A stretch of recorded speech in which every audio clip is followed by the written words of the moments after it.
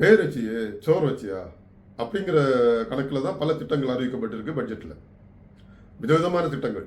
ஆனால் அதுக்கான நிதி ஒதுக்கப்பட்டிருக்க நிதியையும் அதையும் கணக்கிட்டு பார்த்தா சரி அது ஒரு குமாரசாமி கணக்கு தான். அதை பற்றி நிறைய பேர் டீகோட் பண்ணிட்டு இருக்காங்க. அதை பற்றி பேசுறதுக்கு நிறைய பேர் இருக்காங்க, நிறைய பேர் பேசுறாங்க. அதனால அதை இன்னும் பேசலை. நான் யாரும் பேசுறதுக்கு இல்லாத மீனவர்களோட பிரச்சனை பற்றி தான் நான் பேசுறேன். டிவிக்கோட தேர்தல் அறிக்கையில் அறிவிக்கப்பட்டிருந்தது. மற்றபடி விஜயும் பல இடங்களில் பிரச்சாரத்தில் பேசும்போது பேசினார். அது இப்போ மீனவர்களை பல விதத்தில் கவர்ந்து அதிகமான ஓட்டுகள் அள்ளி வழங்கிட்டாங்க. அது என்ன விஷயம்னா, மீன்பிடி தடைக்காலத்தில் மீனவர்களுக்கு இப்போ வழங்கப்பட்டிருக்கிற 8,000 20,000 உயர்த்தி தரப்படும் என்று அறிவிச்சிருந்தாங்க. தேர்தல் அறிக்கையில இருக்கு. விஜய் அவர்கள் பிரச்சாரத்திலும் பேசியிருக்காரு. மீன்பிடி தடைக்காலத்திற்கான மீனவர் பாதுகாப்பு நிதி ரூபாய் 8,000 ரூபாய் 20,000 உயர்த்தப்படும். முதல்ல அதை பற்றி இந்த பட்ஜெட்ல ஒரு பேச்சு கூட இல்லை. முதல்ல இந்த நிவாரணம் எதுக்கு வழங்கப்படுறன்னு தெரியுமா? ஏதோ வேலை செஞ்சுட்டு இருக்காங்க, அப்படி இருக்கவங்களும் ஏதோ உதவி தொகை கொடுக்குற மாதிரின்னு நினைச்சிட்டு இருக்கலாம். அப்படி இல்லை.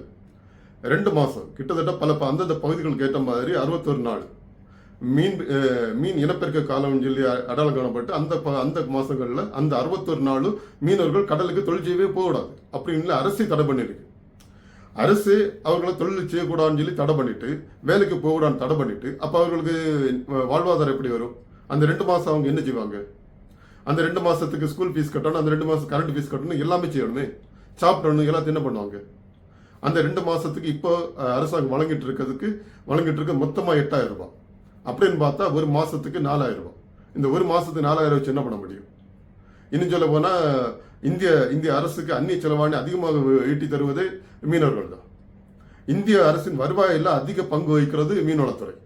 அப்படி இருக்க மீனவர்களுக்கு 2 மாசம் தொழிலுக்கு நீ போகாதுன்னு சொல்லிட்டு, இல்ல அவங்களுக்கு தொழிலுக்கு போகவிடும், உங்களுக்கு காசுக்கு நிவாரணம் கொடுக்க கஷ்டமா இருக்கலாம். அவங்க ஒன்று தொழிலுக்கு போயிட்டு வந்து எங்களுக்கு உதவி தான் கேட்கலையே. தொழிலுக்கு போனால் அவங்க பாட்டாங்க தொழிலையும் அவங்க வாழ்வாரத்தை பார்த்துட்டு போறாங்க. ஆனால் தொழிலுக்கு போகக்கூடாதுன்னு சொல்லி அரசு தடை பண்ணிட்டு அந்த 2 மாசத்துக்கு நீங்க அதிகமாக கொடுக்கறதே 2023 வரைக்கும் 6,000 ரூபாய் தான். அப்படின்னா ஒரு மாசத்துக்கு 3,000 ரூபாய். இப்போ 2-3 வருஷமா தான் அது 8,000 உயர்த்தப்பட்டிருக்கு. அந்த 8,000 ஒரு மாசத்துக்கு 4,000 ரூபாய். இந்த ஒரு மாசம் 4,000 வச்சு என்ன பண்ண முடியும்? இதே பக்கத்து மாநிலமான ஆந்திராவில் மீன்பிடி தடைக்காலத்தில் 20,000 ரூபாய் கொடுக்குறாங்க ஒவ்வொரு குடும்பத்துக்கு. அது ஒரு குடும்பத்துக்கு. இங்கே அப்படிதான், ஒரு குடும்பத்துக்கு 8,000 ரூபாய் கொடுக்குறாங்க. ஒரு குடும்பத்துக்கு 20,000 சொல்லும்போது அது ஒரு குடும்பத்துக்கு ஒரு மாசம் 10,000 ரூபாய் தான் கொடுக்குறாங்க. அந்த 10,000 ரூபாய் ரொம்ப கம்மி தான்.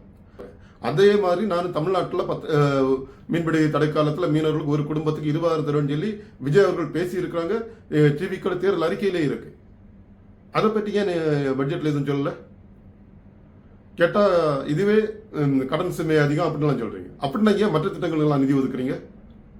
ஒரு வாழ்வாரம், ஒரு குடும்பத்தில் அடிப்படை வாழ்வுக்கு, அவங்களோட அடிப்படை தேவைக்கான நிதி ஒதுக்குறதுல உங்களுக்கு கடன் சுமை அதிகம் வரணும். மற்ற திட்டங்கள் ஏன் நிதி ஒதுக்குறீங்க?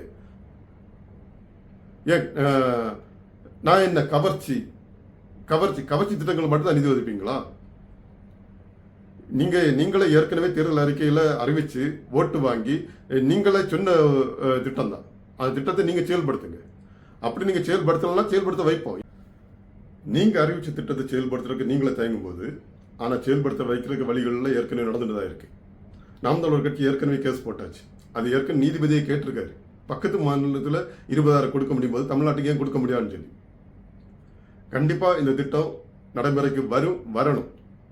மீனவர்கள் அடிப்படை தேவை. இது ஒன்றும் கவர்ச்சியாட்டு ஆனால் இனமாக அதிகமாக கொடுக்கறது இல்லை.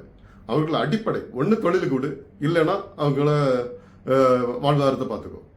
இந்த 20,000 கம்மி தான். அட்லீஸ்ட் நீங்க சொன்ன அந்த 20,000 உடனே கொடுக்கறதுக்கு முன்னாக. நன்றி.